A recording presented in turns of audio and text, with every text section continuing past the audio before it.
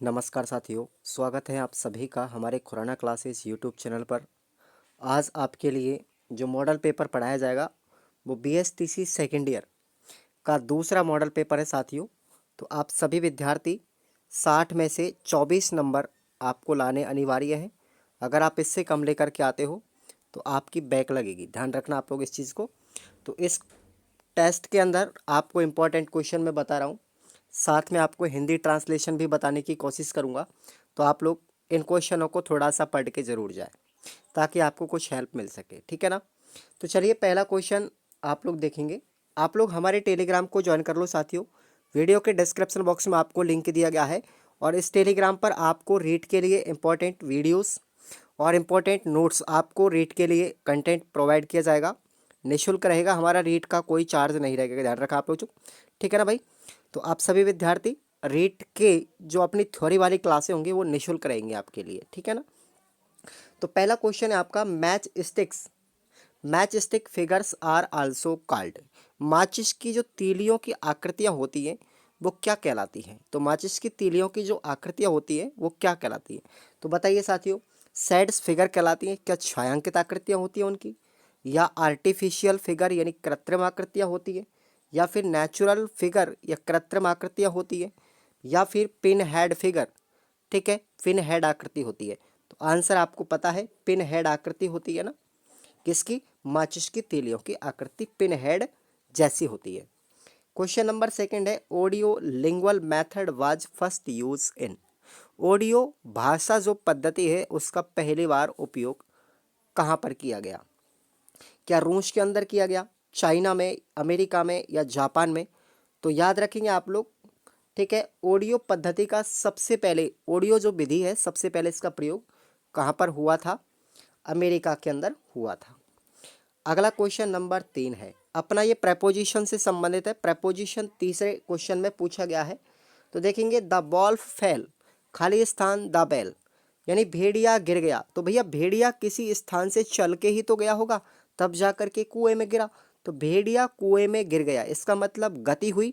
और जब गति होती है तो उसके लिए कौन सा प्रपोजिशन यूज करते हैं, इनटू प्रपोजिशन का यूज करते हैं। तो आपका आंसर हो गया B, the wolf fell into the bell, भेड़िया कुएं में गिर गया, ठीक है।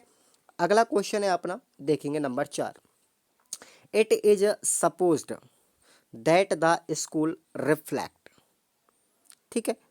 तो ऐसा माना जाता है कि विद्यालय प्रतिबिंबित करता है।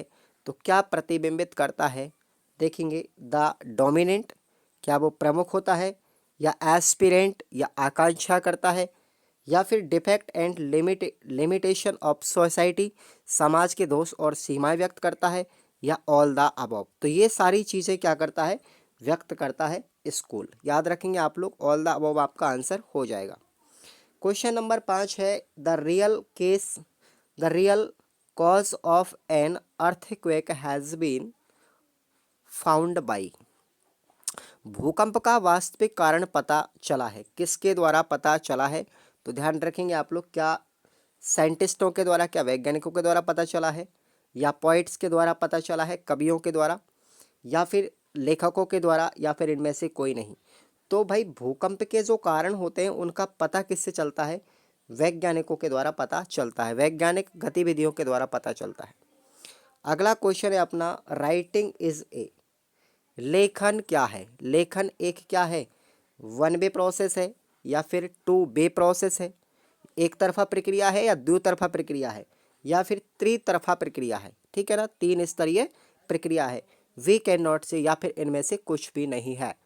तो आप लोग ध्यान रखेंगे, लेखन हमारी कैसी है, टू वे प्रोसेस है, लेखन एक द्वितरफा प्रणाली होती है। अगला क्वेश्चन है number 7, details information about food drink snacks etc is called. बताइए, भोजन भोजन पेय पदार्थ जो होते हैं, या फिर जो हमारे स्नैक्स होते हैं, ठीक है, स्नैक्स का मतलब होता है आपका स्नैक्स आदि के बारे में विस्तृत जानकारी को क्या कहा जाता है। क्या उनको हम प्रोस्पेक्ट्स बोलते हैं, या फिर उसको हम होर्डिंग बोलते हैं, या मेनू बोलते हैं, या फिर इनवॉल्व इनवलप बोलते हैं, तो उसको बोलते हैं हम साथियों मेनू। आप लोगों ने स्कूलों के अंदर देखा होगा मेनू लगी होती है जिसमें भोजन वगैरह के बारे में बताया जाता है। नेक्स्ट अपना क्वेश्चन आता है 8वां। ठीक है, तो how can you differentiate expressions explain. आप भावों में अंतर कैसे कर सकते हैं, व्याख्या कीजिए। तो भावों में अंतर देखेंगे आप लोग, the expressions having limited applicability and relevance. तो इसका हिंदी अर्थ होता है सीमित प्रायोज्यता एवं प्रासंगिकता वाली अभिव्यक्तियों को व्यक्त करती है हमारी एक्सप्रेशंस। ठीक है, सेकंड है expressions having immediate relevance and so they are used frequently like shopping, local geography, employment and exchanging very basic personal and family information. अभिव्यक्तियाँ तत्काल प्रासंगिक होती हैं और इसलिए उनका अक्सर उपयोग किया जाता है किन किन के अंदर, जैसे खरीदारी के अंदर, स्थानीय भूगोल के अंदर, रोजगार के अंदर और बहुत ही बुनियादी व्यक्तिगत और पारिवारिक जानकारियों का आदान प्रदान करने के लिए। क्वेश्चन नंबर 9 है what is the meaning of advertisement. विज्ञापन का क्या अर्थ है। तो आंसर सुनिए आप लोग। Advertisement are mostly related to business, ये RELATED है, क्यू की जगह ए कर लेना भाई, ठीक है ना। तो related to business product and their sale. विज्ञापन अधिकतर व्यावसायिक उत्पाद और उनकी बिक्री से संबंधित होते हैं। हाउएवर, हालांकि they are also meant for vacancies requirement, वे भर्तियों से संबंधित और रिक्तियों के लिए भी बनाए जाते हैं। ठीक है ना। अगला क्वेश्चन अपना है what is meaning of inclusive education. समावेशी शिक्षा का क्या अर्थ है। इंपॉर्टेंट क्वेश्चन है, इसको आप लोग निशान लगा लीजिए। ठीक है, तो देखिए inclusive education is the inclusion of all learner. समावेशी शिक्षा में सभी विद्यार्थियों का समावेश होता है, including those with diverse need in their neighbourhood school in age appropriate regular classes, जिसमें उनके पड़ोस के स्कूल में आयु उपयुक्त नियमित कक्षाओं में विविध आवश्यकता वाले लोग भी शामिल होते हैं। नेक्स्ट क्वेश्चन है NCF 1999 का प्रस्ताव क्या था। ठीक है ना। What has NCF 1999 proposed. NCF 1999 ने क्या प्रस्तावित किया है। तो क्या प्रस्तावित किया आप लोग देखेंगे। It has proposed a better approach to innovation centred India. इसने नव प्रवर्तन केंद्रित भारत के लिए एक बेहतर दृष्टिकोण का प्रस्ताव दिया है। ठीक है, ये इसका हिंदी अर्थ हो गया। अब अपना क्वेश्चन आता है यहाँ पर, देखिए write the correct form of verb given in bracket. कोष्टक में दी गई क्रियाओं का सही रूप लिखिए। तो द लाइब्रेरी खाली स्थान, यस्टरडे। अब देखो जहाँ पर यस्टरडे आ जाता है ना साथियों, वहाँ पर अपन को क्या आएगा, ये आपको याद रखना है, सेकंड फॉर्म आएगा। ठीक है, और इज RM में से एक आएगा। तो अपना हो गया इज ओपनड। क्या आएगा आंसर में, is opened. Library is opened yesterday, यानी पुस्तकालय कल खुला था। भूतकाल की बात हो गई यस्टरडे को देखते ही। अगला क्वेश्चन है रोड्स खाली स्थान। अब इसमें रिपेयर में से कौन सी फॉर्म आएगी देखना आप लोग। रोड्स एवरी ईयर, तो roads are repaired every year. ठीक है ना, यानी कि सड़कें हर साल मरम्मत की जाती हैं, अगला क्वेश्चन है हिंदी टाइपिंग खाली स्थान हेयर एवरीडे। अब यहाँ पर एवरीडे आया है, ठीक है ना, तो यहाँ पर क्या आएगा, इज डन। क्या आएगा, खाली स्थान में इज डन आएगा। उसका रीज़न आप लोग सुनिए, प्रेजेंट टेंस की बात की जा रही है। ठीक है ना, तो प्रेजेंट टेंस में क्या आएगा, इज डन आएगा। ये फ्रेजल वर्ब के अंदर पहुंच गया है। Hindi typing is done here everyday. यहाँ पर हिंदी टाइपिंग प्रतिदिन की जाती है। अगला क्वेश्चन है इफ इट खाली स्थान रेन, तो यहाँ पर क्या आएगा, रेन आएगा। ये अपना प्रेजेंट टेंस है, सिंपल सेंटेंस है इसलिए। तो रेंस आ गया SEIS, तो यहाँ पर एस आएगा। ठीक है, क्रिया के साथ में एस हो गया। द क्रॉप विल ग्रो सून, यदि बरसात होती है तो फसलें जल्दी ही बढ़ जाएंगी। ठीक है, ये इसका हिंदी अर्थ है। क्वेश्चन नंबर 13 है, what is meaning of dysgraphia. मैंने इससे पहले वाले मॉडल पेपर में आपको डिसलेक्सिया के बारे में बताया, अब इस पेपर में मैं आपको बता रहा हूँ डिस्ग्राफिया के बारे में। तो डिस्ग्राफिया का क्या अर्थ है, तो देखेंगे आप लोग। Difficulty in writing, difficulty in writing यानी लेखन संबंधी जो समस्या होती है वो क्या कहलाती है, हम डिस्ग्राफिया। तो इसको एक्सप्लेन कैसे करेंगे। Difficulty in writing which requires a complex set of motor and information processing skill is called dysgraphia. लिखने में कठिनाई जिनके लिए मोटर और सूचना प्रसंस्करण कौशल के एक जटिल सेट की आवश्यकता होती है, उसे हम क्या कहेंगे, डिस्ग्राफिया कहेंगे। ये एक विकार होता है हमारा लेखन संबंधी, आप लोग साइकोलॉजी के अंदर भी पढ़ेंगे इसको। डिस्ग्राफिया लेखन संबंधी जो मनोविकार होता है हमारा बॉडी के अंदर, उसको हम कहेंगे डिस्ग्राफिया। और डिसलेक्सिया क्या होता है, पठन संबंधी होता है। अगला क्वेश्चन है, what do you understand about language proficiency. भाषा की दक्षता के बारे में आप क्या जानते हैं।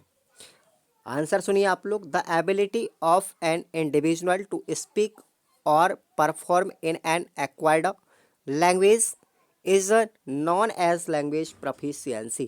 किसी भी व्यक्ति की अर्जित भाषा में बोलने या प्रदर्शित करने की क्षमता को हम भाषा दक्षता के रूप में जानते हैं। ठीक है, जैसे लाइक एज, जैसे प्रोफिशिएंसी, प्रोफिशिएंसी डेमोस्ट्रेट, ठीक है, both accuracy and fluency and uses a variety of discourse status। भाषा की प्रवीणता की सटीकता और प्रवाह दोनों को प्रदर्शित भी करती है और विभिन्न प्रकार की प्रवचन रणनीतियों का उपयोग भी करती है। क्या करती है, भाषा की दक्षता। अगला क्वेश्चन है अपना, what do you know about linking word. Linking word का मतलब होता है संयोजक शब्द। लिंकिंग का मतलब संयोजक शब्द, लिंकिंग वर्ड, संयोजक शब्दों के बारे में आप क्या जानते हैं।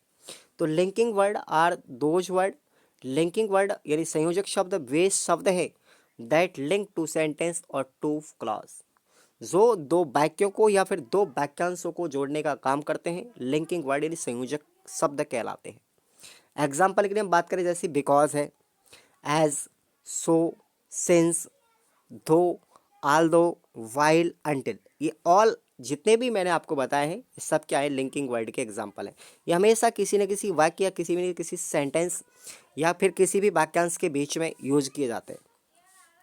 आपको अथवा में एक क्वेश्चन अब याद रखना है। देखो आप लोगों को मैं बता दूं इस चीज़ को कि यहाँ पर जो मैं आपको एक प्रश्न दिया जा रहा है अथवा में, उस प्रश्न को आप लोग खुद पढ़ेंगे, ये आपकी जिम्मेदारी है।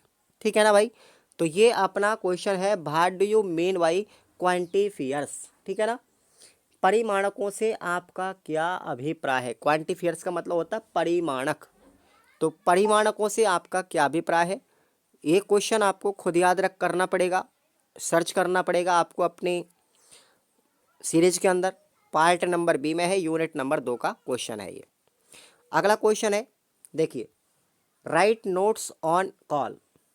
तो कॉल CALL जो है, कॉल का मतलब होता है बुलावा वैसे तो, लेकिन अपन जो मोबाइल में यूज करते हैं ना कॉल वगैरह जो संप्रेषण के काम आती है, उसके ऊपर आपको एक पैराग्राफ लिखना है, एक नोट्स लिखना है इसके ऊपर। तो सुनिए आप लोग। It means computer assisted language learning. इसका अर्थ है कंप्यूटर सहायता प्राप्त भाषा सीखना। कॉल का मतलब, it attempts to integrated the various skill of language and to integrate technology meaningfully into language teaching. यह भाषा के विभिन्न कौशलों को एकीकृत करने और प्रौद्योगिकियों को भाषा शिक्षण में सार्थक रूप से एकीकृत करने का प्रयास करता है। To accomplish this the multimedia and computer provides a range of informal। इसे पूरा करने के लिए मल्टीमीडिया और कंप्यूटर प्रत्येक विद्यार्थी को सूचनात्मक, संचार और प्रकाशन उपकरणों की एक श्रृंखला उपलब्ध करवाता है। ठीक है ना, यहाँ तक हो गया इसका अंदर। Communicative and publishing tools available to every learner. The reason for using CALL include experimentally learning, motivation, enhance learner achievement, authentic material for study, greater interactions, individualization, independence from a single source of information and global understanding। Call का उपयोग करने के कारणों में कुछ शामिल चीज़ें होती हैं, जैसे प्रयोगात्मक रूप से सीखना, ठीक है ना, या फिर प्रेरणात्मक रूप में सीखना, विद्यार्थी की उपलब्धि में वृद्धि, अध्ययन की प्रमाणिक सामग्री, अधिक सहभागिता, सूचना के एक ही स्रोत से व्यक्ति के कारण की स्वतंत्रता और वैश्विक समझ भी कॉल के इंटरनल में आती है, ठीक है ना। अब आपको अगला क्वेश्चन अथवा में मैं दे रहा हूं, देखिए आप, describe direct method of teaching in details, we are its disadvantage. शिक्षण की प्रत्यक्ष जो विधि है, डायरेक्ट मेथड है, प्रत्यक्ष विधि का आपको क्या करना है, वर्णन करना है, और इसके क्या नुकसान है, एडवांटेज का मतलब नुकसान, इसकी कमी क्या है, वो आपको याद करनी है। पार्ट बी के अंदर मिलेगा, यूनिट नंबर 3 के अंदर। तो आप लोग याद करना, 2 पार्टों में होती है हमारी इंग्लिश। अब देखो, जैसी भी मेरे से टूटी फूटी हिंदी हो रही है, आप लोग उसको एक्सेप्ट कर लो भाई, अगर अच्छा लगता है तो। अब हम बात करते हैं, what do you mean by mythology, यानी पौराणिक कथाओं से आप क्या समझते हैं। मैथोलॉजी का मतलब होता है पौराणिक कथाएं, ठीक है। तो देखेंगे, mythology refer to the collection myths, traditional stories about early history of people और एक्सप्लेनिंग इन नेचुरल और social phenomenon and typically involving supernatural being और इवेंट। तो पौराणिक कथाओं से मतलब है लोगों के एक समूह के एकत्रित मिथकों से होता है, जिसमें लोगों के ट्रेडिशनल स्टोरी, जिसमें लोगों के प्रारंभिक इतिहास या फिर किसी प्राकृतिक या सामाजिक घटना की व्याख्या करने वाली पारंपरिक कहानियां भी हो सकती हैं, और आमतौर पर अलौकिक अस्तित्व और घटना से जुड़ी पारंपरिक कहानियां भी हो सकती हैं, ठीक है। अब देखिए, of a group of people their body of stories which they tell to explaining nature, जो वे प्रकृति की व्याख्या करने के लिए भी उसको सुनाते हैं, हिस्ट्री एंड कस्टम्स और to the study of such myths. इतिहास और रीति रिवाज या ऐसे मिथकों का अध्ययन करना क्या कहलाता है, मैथोलॉजी कहलाती है, पौराणिक कथाएं कहलाती हैं। अथवा में आपको क्वेश्चन याद रखना है, describe a brief the aim and vision of the English language syllabus at the upper primary stage. तो ये अपना पार्ट बी यूनिट नंबर 4 में मिलेगा, आप लोग इसको जरूर पढ़ के जाएं। यानी कि उच्च प्राथमिक स्तर पर अंग्रेजी भाषा पाठ्यक्रम के उद्देश्य और दृष्टिकोण का संक्षेप में वर्णन कीजिए, ये इसका हिंदी अर्थ हो गया। अब आपको 18वां क्वेश्चन देखना है, what are the 3 way of making notes, ठीक है। नहीं, नोट्स बनाने के 3 तरीके कौन कौन से हैं। सबसे पहला तरीका है हेडिंग एंड बुलेट पॉइंट लिखना है। सबसे पहले शीर्षक और बुलेट पॉइंट को नोट करेंगे। इसमें क्या करना है, these are the most common way of making notes, ये नोट्स बनाने का सबसे आम तरीका। This help to recognise information under new heading, इसमें नए शीर्षक के तहत में जानकारी को पुनर्गठित करने में मदद मिलती है। और list of point under it refer to that one heading, इसके अंतर्गत बिंदुओं की सभी सूचियां उस एक शीर्षक को संदर्भित करती हैं। अपना सेकंड पॉइंट आता है फिर इसमें टैबुलर फॉर्मेट। कौन सा दूसरा तरीका कौन सा है, सारणीबद्ध प्रारूप। Student can take down their notes in the following tabular format, छात्र निम्नलिखित सारणीबद्ध प्रारूप में अपने नोट्स ले सकते हैं, जैसे टाइटल सोर्स में, शीर्षक स्रोत के रूप में भी। किस तरीके से, name of the books being read और the personal beings listened to, पढ़ी जा रही पुस्तक का नाम या फिर जिसे सुना जा रहा है उस पुस्तक का नाम भी बच्चे उस सोर्स के रूप में ग्रहण कर सकते हैं। तीसरा जो मेथड होता है माइंड मैप, किसका होता है, माइंड मैप तरीके से। It may help in quickly identifying and understanding the structure of subject and the way that piece of information, यह विषय की संरचना और जानकारी के टुकड़ों को तेजी से पहचानने और समझने में भी मदद करता है। क्या करता है, माइंड मैप करता है। अब आपको अथवा में क्वेश्चन याद रखना है साथियों, what is the important of writing, यानी लेखन का महत्व क्या है। ये आपको भाग ए यानी पार्ट ए में यूनिट नंबर 3 का क्वेश्चन है। क्वेश्चन नंबर 19 में पर हम आते हैं, mention the feature of a good report. एक अच्छी रिपोर्ट की क्या विशेषताएं होती है। तो पहली विशेषता होती है रिलेवेंट, यानी प्रासंगिकता होनी चाहिए। A report should be based on a true incident with a full description. एक रिपोर्ट पूर्ण विवरण के साथ सच्ची घटनाओं पर आधारित होनी चाहिए। दूसरी जो विशेषता है वो है अपनी ब्रीफ, यानी संक्षिप्तता होनी चाहिए। A report should be always and brief. एक रिपोर्ट हमेशा संक्षिप्त होनी चाहिए। तीसरी विशेषता है क्लियर, यानी स्पष्टता होनी चाहिए। A report should be clear in its presentation. एक रिपोर्ट अपनी प्रस्तुतियों में स्पष्ट होनी चाहिए। चौथी विशेषता है फैक्चुअल, यानी तथ्यात्मक भी होनी चाहिए। A report should be based on factual details with proof. Suggestions from your side should not be involve in it. एक रिपोर्ट सबूत के साथ तथ्यात्मक विवरण पर आधारित होनी चाहिए। इसमें आपकी तरफ से कोई सुझाव भी शामिल नहीं होना चाहिए। और अपनी अंतिम इसकी विशेषता है वो है हमारी इजी। क्या है? इजी, यानी आसानता होनी चाहिए, सरलता होनी चाहिए। The language of A report should easy and grasping. Report की भाषा आसान होनी चाहिए और समझने योग्य भी होनी चाहिए। तो ये अपने क्या है, हमारे को याद रखना है कि भाई एक अच्छी रिपोर्ट की क्या क्या विशेषता है, ये आपको मैंने बताया। अब आपको अथवा में क्वेश्चन याद रखना है, देखेंगे कौन सा है, describe the important of yoga. ठीक है ना, जो हम योगा करते हैं, व्यायाम करते हैं, उसके क्या क्या महत्व है। Explaining it's physical and mentally benefits. इसके शारीरिक और मानसिक क्या फ़ायदे होते हैं, लाभ क्या होते हैं, उसको आप लोग एक्सप्लेन करेंगे। तो ये आपका यूनिट नंबर 4 पार्ट ए में मिल जाएगा। नेक्स्ट अपना क्वेश्चन आता है 20, what is the important of planning. नियोजन का क्या महत्व है। प्लानिंग का मतलब नियोजन। How it is useful for second language teaching. यह द्वितीयक भाषा शिक्षण के लिए किस प्रकार से उपयोगी है। तो ये आपको याद रखना है, ठीक है ना। अब हम बात करेंगे सबसे पहले importance of lesson plan. Importance of lesson plan, एक पाठ योजना का महत्व। पहला महत्व आप लोग देखेंगे, to achieve goals and objective. लक्ष्य और उद्देश्यों को प्राप्त करना। पहला उद्देश्य क्या? लक्ष्य और उद्देश्य को प्राप्त करना। The teacher can achieve the aim and objective through lesson planning. शिक्षक पाठ्य योजना के माध्यम से लक्ष्य और उद्देश्य को प्राप्त कर सकता है।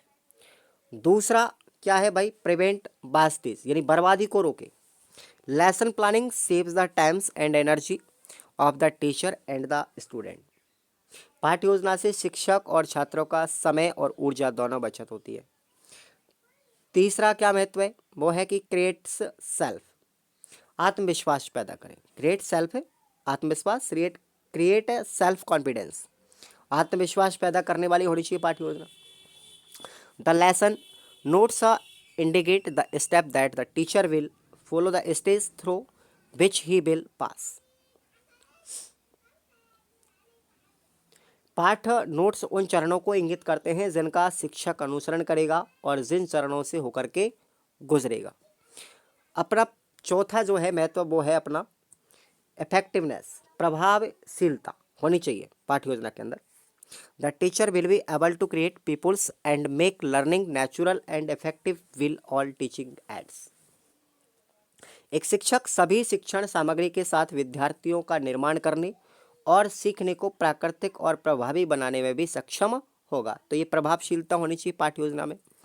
अगले जो हमारी इसका महत्व है वो है एवोल्यूशन बिकम पॉसिबल। मूल्यांकन भी इसमें संभव हो जाता है। A good lesson planning enable the teacher to evaluate his work as the lesson processed. एक अच्छी पाठ्य योजना शिक्षक को पाठ आगे बढ़ने के साथ साथ अपने काम का भी मूल्यांकन करने में सक्षम बनाती है। Evolution is possible only when definite aims and objectives are kept in view. मूल्यांकन तभी संभव है जब निश्चित लक्ष्यों और उद्देश्यों को ध्यान में रखा जाता है। नेक्स्ट अपना आता है एबोल्यूशन बिकम पॉसिबल, ठीक है, सॉरी ये अपना है सिस्टेमिक नॉलेज यानी व्यवस्थित ज्ञान, ये इसका अगला महत्व है। Student get a systematic and ordered knowledge through planning, योजना के माध्यम से विद्यार्थी को व्यवस्थित और क्रमबद्ध ज्ञान प्राप्त होता है।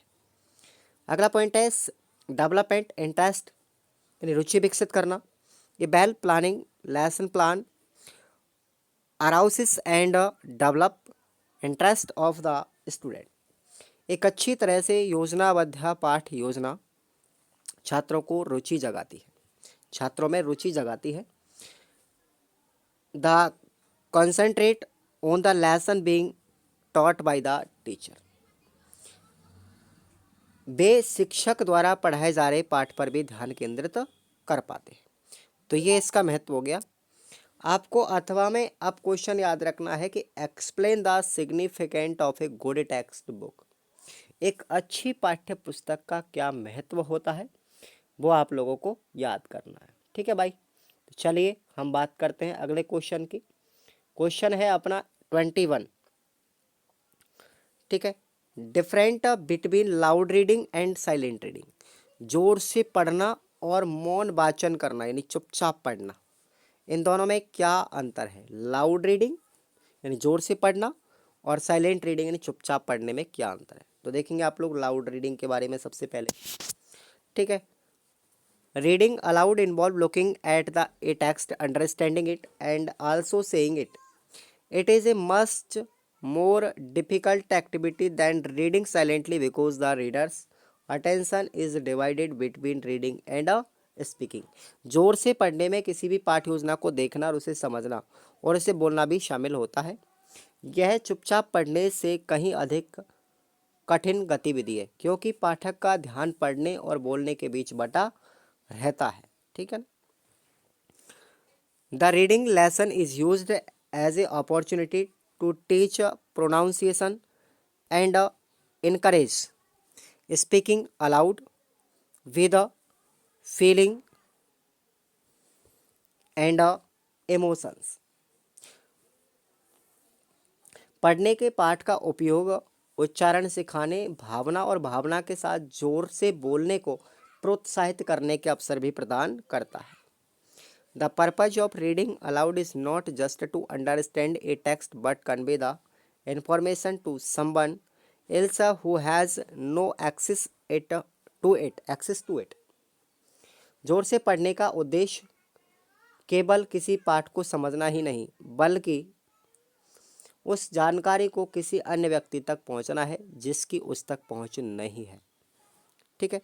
Such as a reading out of part of a newspaper article to a friend or reading notice to each other peoples who cannot see it clearly, the reading to someone who has lost his or spectacles।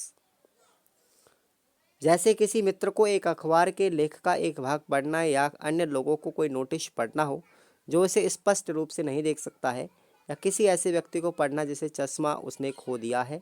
तो ये सब क्या है, हमारा जोर से पढ़ना यानी लाउड रीडिंग है। अपना सेकंड पार्ट है इसका, ये साइलेंट रीडिंग किसे कहेंगे फिर देखेंगे। साइलेंट रीडिंग मीन्स यानी मौन वाचन का अर्थ है रीडिंग क्वाइटली फॉर मीनिंग, चुपचाप पढ़ना क्या है silent reading. It is the activity we normally engage in when we read book, यह गतिविधि है कि हम आमतौर पर तब करते हैं जब बुक्स पढ़ते हैं या फिर न्यूज़पेपर पढ़ते हैं, रोड साइन सड़क के संकेत पढ़ते हैं या फिर कोई पोस्टर देखते हैं। It involve looking at sentence in A text and understanding the message, इसमें किसी भी पाठ के वाक्यों को देखना और संदेशों को समझना भी शामिल होता है। इन अदर वर्ड और दूसरे शब्दों में अगर हम कहें तो making sense of A writing text, लिखित पाठ का अर्थ ही क्या है, मेकिंग नोट्स है, ठीक है ना। मतलब कहने का यह है कि संदेशों को समझना इसमें शामिल है, दूसरे शब्दों में लिखित पाठ का अर्थ भी इसमें बनाते हैं। अगला अपना क्वेश्चन आप लोग देखेंगे, चलिए सॉरी ये और रहा है। Silent reading is interesting with the text that the reader is reading. He has personal expectation about what he want to get cut off the text, and he bring this expectation to bear on what he read. They actually create meaning by construction, generating relationship between what they read and what they already know or by their previous knowledge. तो ये आपको याद रखना है। अब आपको अथवा में क्वेश्चन याद रखना है कि स्कीमिंग और स्कैनिंग, इन दोनों के ऊपर आपको एक शॉर्ट पैराग्राफ याद करना है भाई। इंपॉर्टेंट क्वेश्चन है, आप लोग याद रखेंगे इसको। यूनिट नंबर 3 पार्ट बी के अंदर मिलेगा। उसके बाद है what are the different kind of learner. ठीक है, अब आपको कि शिक्षार्थी के विभिन्न प्रकार क्या है। शिक्षार्थी कितने प्रकार के होते हैं, तो चलिए, we have a variety of learners in the LEA है भाई, LEARNER, डब्ल्यू की जगह ए कर लो। In one of class like first generation, young learners and beginners. 3 प्रकार के होते हैं। एक तो होता है फर्स्ट जनरेशन का शिक्षार्थी, पहली पीढ़ी का शिक्षार्थी। They are the first from their family to come to school.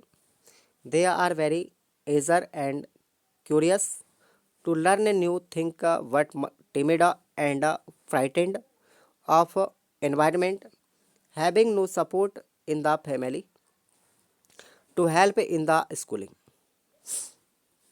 They need care and attention of teacher. Second type के होते हैं young learners.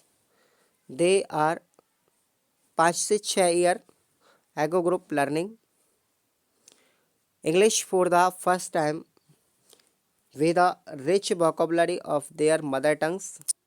Teacher of English can use their mother tongues as a teaching resource. They should be encouraged polity. Third types होती है अपनी beginners की, ठीक है ना, शुरुआती। Beginners are do childrens and adult who are beginning to study English at any age. Adults are often more nervous of learning them younger, THEM है भाई ये, ठीक है ना, याद रखना। them younger learners are, they dislike being laughed at in front of their classmates. They may have their own record to success and failure. तो ये क्वेश्चन आपको याद रखना है। अथवा में आपको क्वेश्चन याद रखना है, how can mother tongues be resource for learning second language. मातृभाषा जो है वो दूसरी भाषा सीखने का संसाधन कैसे हो सकती है, इसके बारे में आपको व्याख्या करनी है। पार्ट बी यूनिट नंबर 1 में मिलेगा, ठीक है। अगला क्वेश्चन है कि right A notes on nature of learner. शिक्षार्थी की प्रकृति पर अपना क्या लिखना है, एक नोट्स लिखना है। ये भी अपना पार्ट बी यूनिट नंबर 1 में मिलेगा। अब हम आते हैं अपने लास्ट क्वेश्चन पर। अगला क्वेश्चन आता है अपना, right the type of sentence with example. वाक्य कितने प्रकार के होते हैं, इनके उदाहरण से समझाइए। आप लोग हिंदी में पढ़ के आए होंगे कि भाई कंपाउंड सेंटेंस यानी कि हमारा संयुक्त वाक्य, दूसरा होता है कॉम्प्लेक्स सेंटेंस यानी जटिल वाक्य, मिश्र वाक्य, ठीक है ना, और तीसरा होता है अपना संयुक्त वाक्य, कॉम्प्लेक्स कंपाउंड। ये आप लोग सब पढ़ के आए हो, ठीक है ना। तो चलिए पहला आप लोग देखेंगे क्या है कि a compound sentence is made up two और more independent sentence or coordinate clause joined by coordinate conjunction. जिस वाक्य में 2 या 2 से अधिक मुख्य उपवाक्य या कम से कम एक अधीनस्थ उपवाक्य हो, उसे हम क्या कहेंगे, सॉरी, संयुक्त वाक्य के अंतर्गत 2 या 2 से अधिक स्वतंत्र उपवाक्य होते हैं जो संयोजक शब्दों से मिलकर जुड़े होते हैं। संयोजक शब्द से जुड़े होते हैं वो क्या कहलाते हैं, संयुक्त वाक्य कहलाते हैं, ठीक है। एग्जाम्पल के लिए बात कर ले हम, जैसे the sun shine by day and आ गया ना, the moon shine by night. सूर्य दिन में चमकता है, चंद्रमा रात में चमकता है। He was a bad health, उसका स्वास्थ्य खराब था। एंड, अब एंड कंजक्शन आ गया ना, तो और शब्द से जोड़ने वाले ज़्यादातर जो शब्द होते हैं वो स्वतंत्र उपवाक्य होते हैं दोनों, और वो कंपाउंड सेंटेंस के अंदर आते हैं। अगला है कॉम्प्लेक्स सेंटेंस, एक sentence that consist of a principal clause and one और मोर डिपेंडेंट और a subordinator clause depending on it, it is a complex sentence. जिस वाक्य में एक मुख्य उपवाक्य और जिसके आधार पर एक या एक से अधिक आश्रित उपवाक्य होते हैं उसको हम क्या कहेंगे? कॉम्प्लेक्स यानी जटिल वाक्य कहेंगे, मिश्र वाक्य कहेंगे। जैसे एग्जाम्पल के लिए बात करें, देख लो आप, दिस इज द हाउस, यह वह घर है, दैट जिसमें, कॉट फायर यस्टरडे जिसमें कल आग लग गई थी, वी ऑल नो हम सब जानते हैं, दैट कि God help those who help themselves भगवान उसकी मदद करते हैं जो अपनी मदद स्वयं करते हैं। तो ये आपके एग्जाम्पल हो गए। अगला है इसमें टाइपिंग की भाई, टाइप अगला है कंपाउंड कॉम्प्लेक्स। कंपाउंड कॉम्प्लेक्स का मतलब होता है संयुक्त मिश्र वाक्य। A sentence that contains two और more main clauses and at least one subordinate clause is called a compound complex sentence. जिस वाक्य में दो या दो से अधिक मुख्य उपवाक्य या कम से कम एक अधीनस्थ उपवाक्य होता है उसे हम क्या कहेंगे? संयुक्त मिश्र वाक्य कहेंगे। एग्जाम्पल के लिए, I know that he was well, what I did not know that he suffered from cancer. मुझे पता था कि वह बीमार तो है, लेकिन मुझे नहीं पता था कि वह कैंसर से बीमार है। ऐसे ही अगला एग्जाम्पल आप लोग देख सकते हो, जैसे while the teacher played badminton the boys sang and the girl dance. जब एक शिक्षक बैडमिंटन खेलते हैं, जब शिक्षक बैडमिंटन खेलते थे तो लड़के गाते थे और लड़कियां नृत्य करती थी। ठीक है, तो ये आपको याद रखना है। अगला क्वेश्चन आता है अपना जैम सेशन के बारे में आप क्या जानते हैं? जैम सेशन यानी जैम जो सत्र होता है उसके बारे में आप क्या जानते हैं? यह आपका पार्ट है, यूनिट नंबर 4 का क्वेश्चन है। तो आप सभी विद्यार्थी याद रखेंगे, इसको अच्छे से पढ़ के जाएंगे और टेलीग्राम को आप लोग ज्वाइन कर लेंगे। ठीक है भाई, चलिए धन्यवाद। बहुत लंबा वीडियो हो गया।